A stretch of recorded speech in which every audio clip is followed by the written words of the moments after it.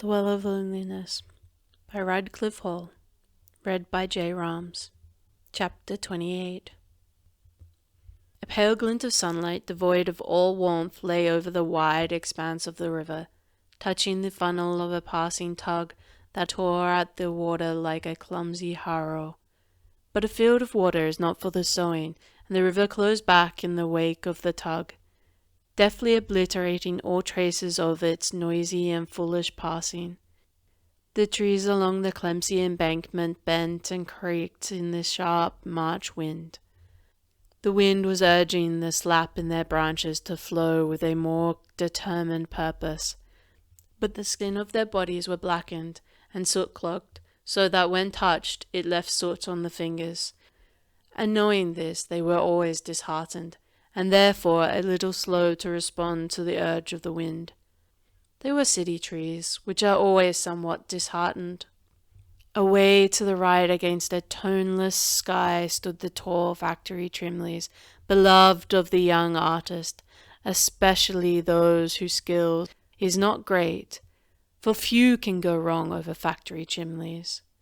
While across the stream, Battersea Park still looked misty, as though barely convalescent from the fog.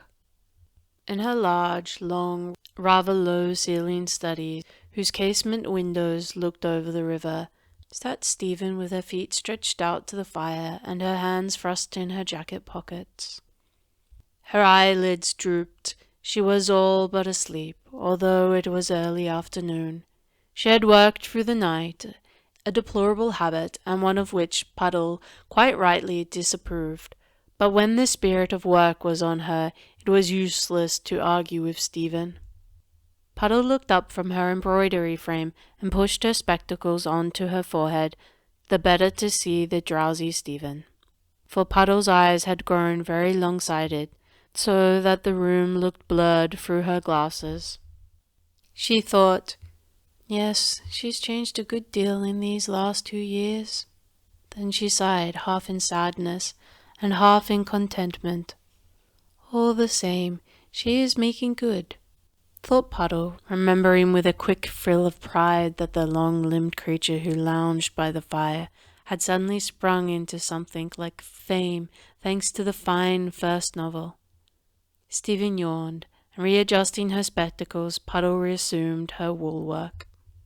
It was true that the 2 long years of exile had left their trace on Stephen's face.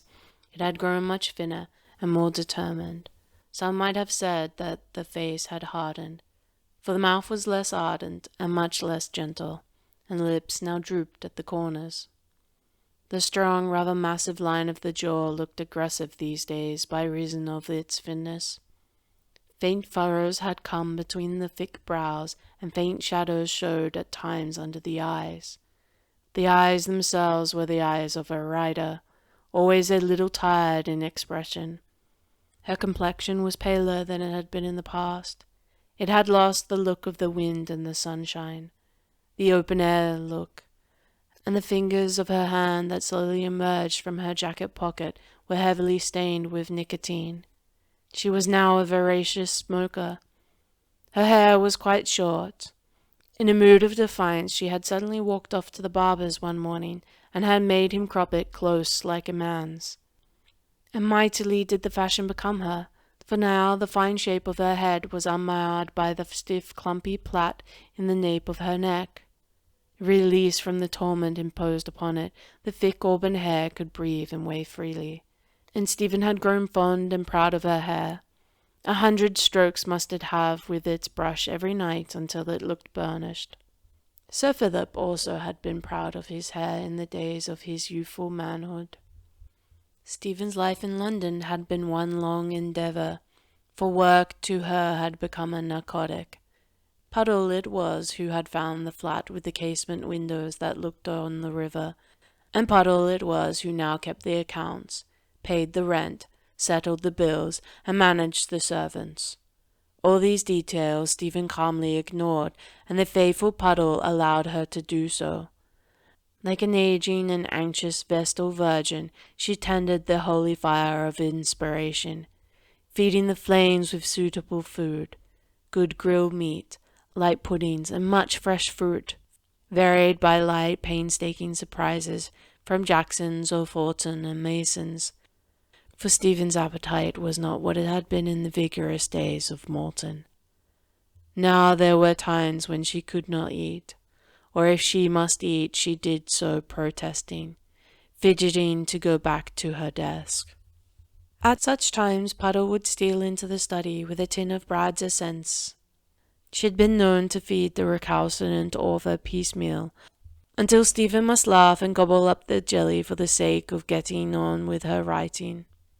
Only one duty apart from her work had Stephen never for a moment neglected, and that was the care and welfare of Rafferty.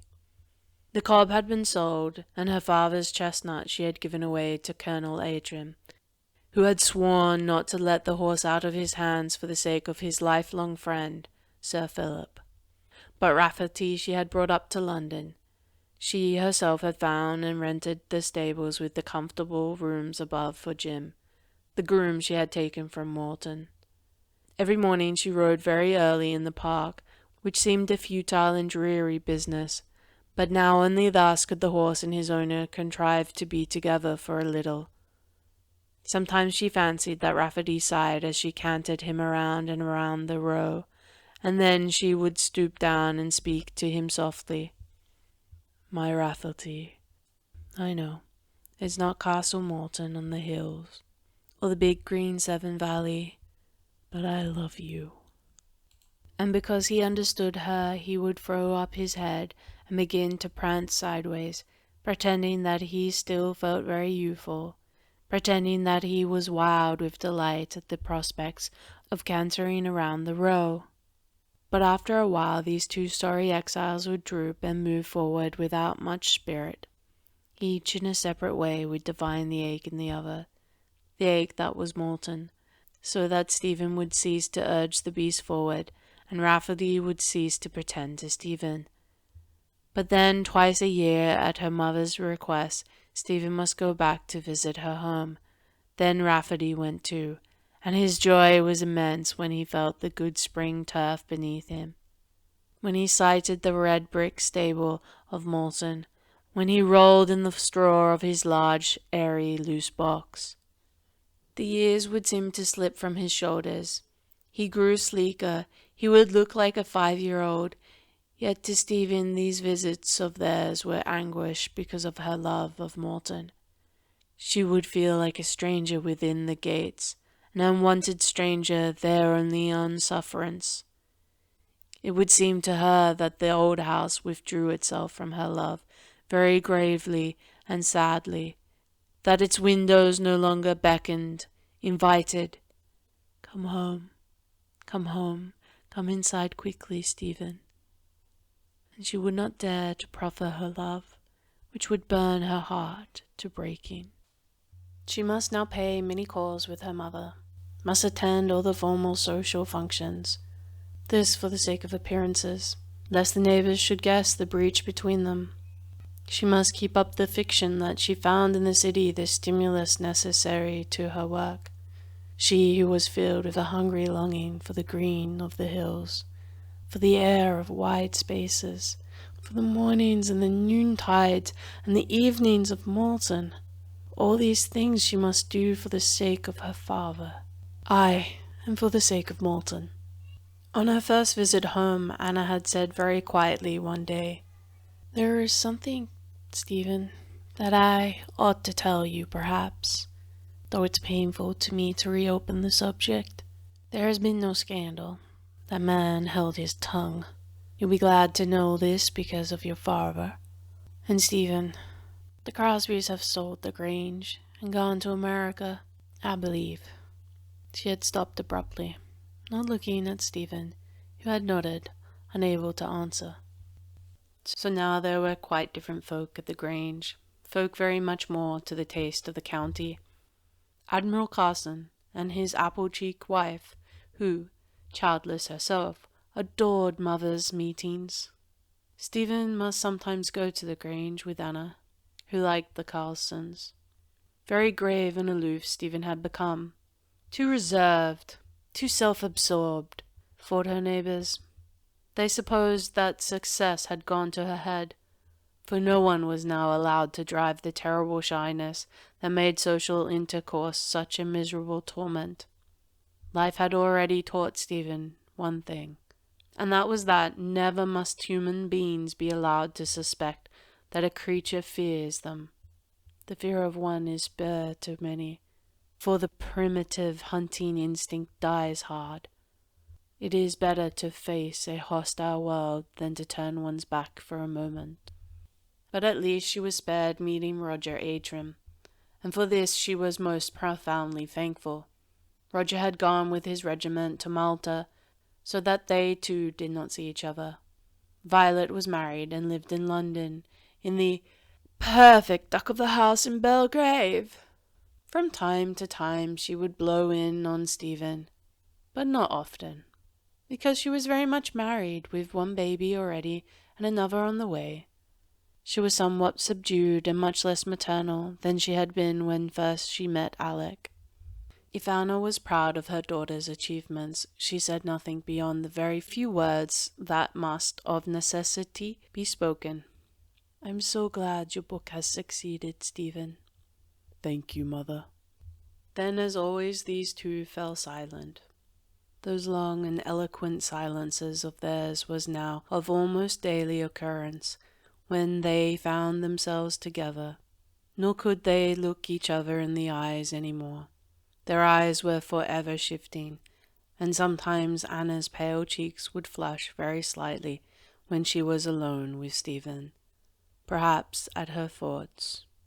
And Stephen would think, "It's because she can't help remembering." For the most part, however, they shunned all contact by common consent, except when in public, and this studied avoidance tore at their nerves. They were now well nigh obsessed by each other, forever secretly laying their plans in order to avoid meeting. Thus it was that these obligatory visits to Malton were a pretty bad strain on Stephen. She would go back to London unable to sleep, unable to eat, unable to write, and with such despairing and sickening heartache for the grave old house the moment she had left it. That puddle would have to be very severe in order to put her together. "I'm ashamed of you, Stephen. What's happened to your courage? You don't deserve your phenomenal success, if you go on like this. God help the new book. I suppose you're going to be a one-book author?" Scowling darkly, Stephen would go to her desk.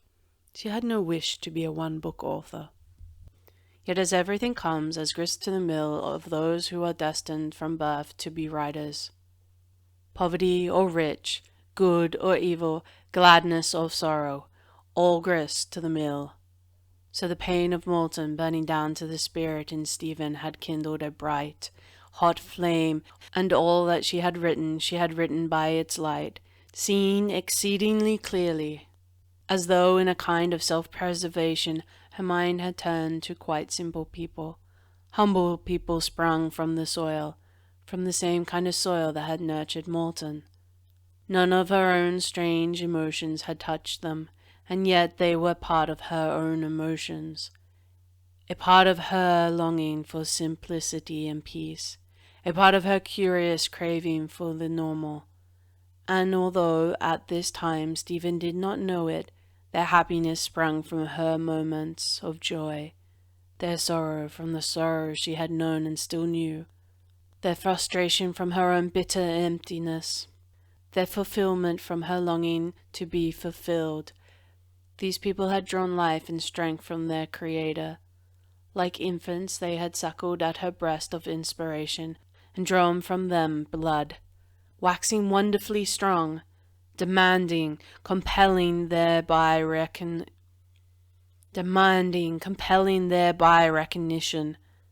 For surely thus only are fine books written.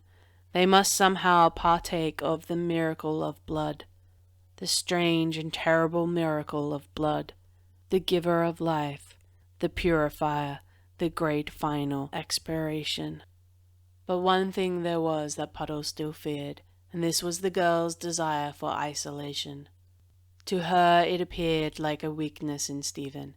She divined the bruised humility of spirit that now underlay this desire for isolation, and she did her best to frustrate it. It was Puddle who had forced the embarrassed Stephen to let in the press photographers, and Puddle it was who had given the details for the captions that were to appear with the pictures. "If you choose to behave like a hermit crab, I shall use my own judgments about what I say." "I don't care a tinker's darn what you say. Now leave me in peace, do, Puddle." It was Puddle who answered the telephone calls. "I'm afraid Miss Gordon will be busy working. What name did you say?" "Oh, the Literary Monthly. I see. Well, suppose you come on Wednesday." And on Wednesday there was old Puddle, awaiting to waylay the anxious young man who had been commanded to dig up some copy about the new novelist, Stephen Gordon. Then Puddle had smiled at the anxious young man and had shepherded him into her own little sanctum, and had given him a comfortable chair, and had stirred the fire the better to warm him. And the young man had noticed her charming smile, and had thought how kind was this aging woman, and how darn hard it was to go tramping the streets in quest of erotic, unsociable authors. Puddle had said, still smiling kindly, "I'd hate you to go back without your copy, but Miss Gordon's been working overtime lately. I dare not disturb her. You don't mind, do you? No, if you could possibly make shift with me. I really do know a great deal about her. As a matter of fact, I'm her ex-governess, so I really do know quite a lot about her." Out had come notebook and copying pencil. It was easy to talk to the sympathetic woman. "Well, if you could give me some interesting details, say, her taste in books and her recreations, I'd be awfully grateful. She hunts, I believe." "Oh, not now." "I see. Well, then, she did hunt. And wasn't her father Sir Philip Gordon, who had a place down in Worcestershire, and was killed by a falling tree or something? What kind of pupil did you find Miss Gordon? I'll send her my notes when I've worked them up, but I really would like to see her, you know." Then, being a fairly sagacious young man, "I've just read The Furrow. It's a wonderful book." Puddle talked glibly while the young man scribed, and when at last he was just about going, she led him out onto the balcony, from which he could look in Stephen's study. "There she is at her desk. What more could you ask?" she said triumphantly, pointing to Stephen's, whose hair was literally standing on end, as is sometimes the way with youthful authors. She even managed occasionally to make Stephen see the journalist herself. Stephen got up to stretch and went to the window. The sun had retreated behind the clouds. A kind of brown twilight hung over the embankment, for the wind had now dropped and the fog was threatening. The discouragement common to all fine writers was upon her. She was hating what she had written. Last night's work seemed inadequate and unworthy. She decided to put a blue pencil through it and to rewrite the chapter from start to finish. She began to give way to a species of panic. Her new book would be a ludicrous failure. She felt it. She would never again write a novel possessing the quality of The Furrow. The Furrow had been the result of shock to which she had, strangely enough, reacted by a kind of unnatural mental vigor. But now she could not reach any more. Her brain felt like overstretched elastic. It would not spring back. It was limp, unresponsive. And then there was something else that distracted, something she was longing to put into words, yet that shamed her so that it held her tongue tight. She lit a cigarette, and when it was finished, found another and kindled it at the stump. "Stop embroidering that curtain, for God's sake, Puddle. I simply can't stand the sound of your needle. It makes a booming noise like a drum every time you prod that tightly stretched linen."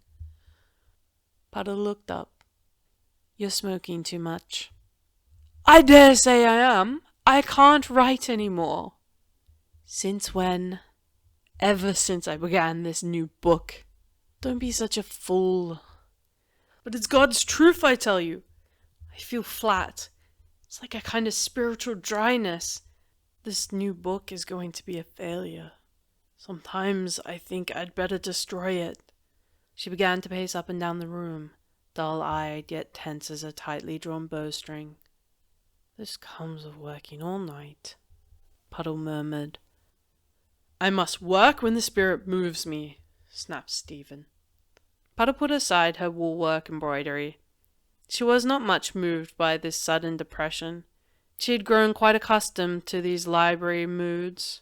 Yet she looked a little more closely at Stephen, and something in her face disturbed her. You look tired to death.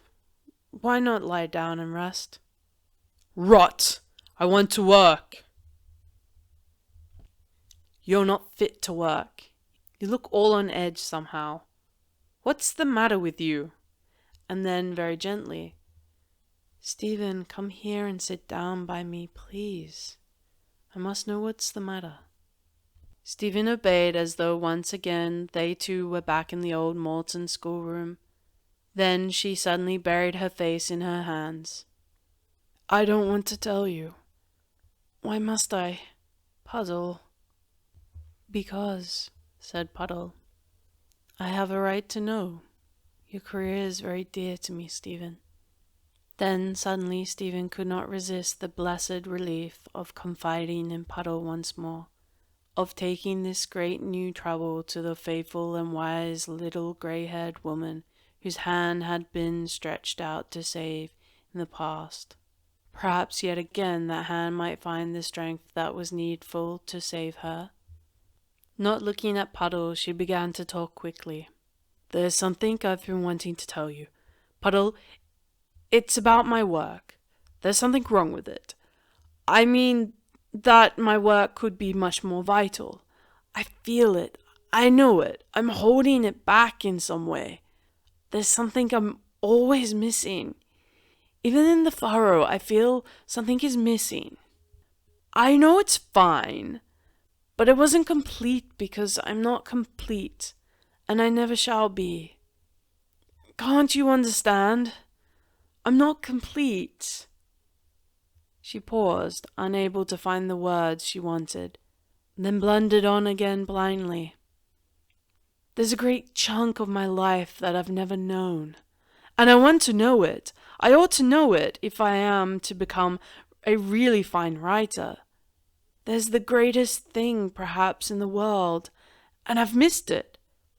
That's what it's so awful, Puddle, to know that it exists somewhere, all around me, to be considerably near it, yet always held back. To feel that the poorest people in the streets, the most ignorant people, know more than I do. And I dare to take up my pen and write, knowing less than the poor men and women in the street. Why haven't I got the right to it, Puddle? Can't you understand that I'm strong and young, so that sometimes this thing that I'm missing torments me, so that I can't concentrate on my work any more? Puddle, help me. You were young before once. Yes, Stephen. A long time ago I was young. But can't you remember back for my sake? And now her voice suddenly almost angry in her distress. It's unfair. It's unjust. Why should I live in this great isolation of spirit and body? Why should I? Why? Why have I been afflicted with a body that must never be indulged, that must always be repressed until it grows much stronger than my spirit because of its unnatural repression? What have I done to be so cursed?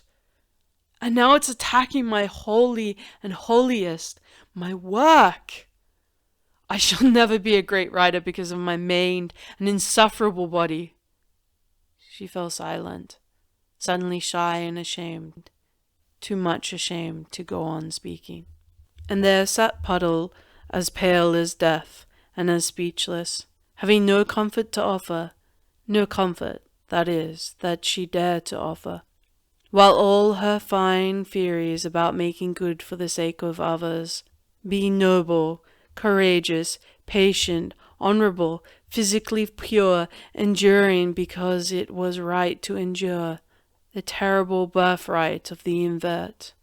All Puddle's fine theories lay strewn around her like the ruins of some false and flimsy temple, and she saw at that moment but one thing clearly: true genius in chains, in the chains of the flesh, a fine spirit subject to physical bondage. And as once before she had argued with God on behalf of this sorely afflicted creature, so now she inwardly cried yet again to the Maker whose will had created Stephen. Thine hands have made me and fashioned me together around about, yet thou dost destroy me. Then into her heart crept a bitterness very hard to endure. Yet thou dost destroy me. Stephen looked up and saw her face. "Never mind," she said sharply. "It's all right, Puddle. Forget it." But Puddle's eyes filled with tears, and seeing this, Stephen went to her desk. Sitting down, she groped for her manuscript. "I'm going to turn you out now. I must work. Don't wait for me if I'm late for dinner."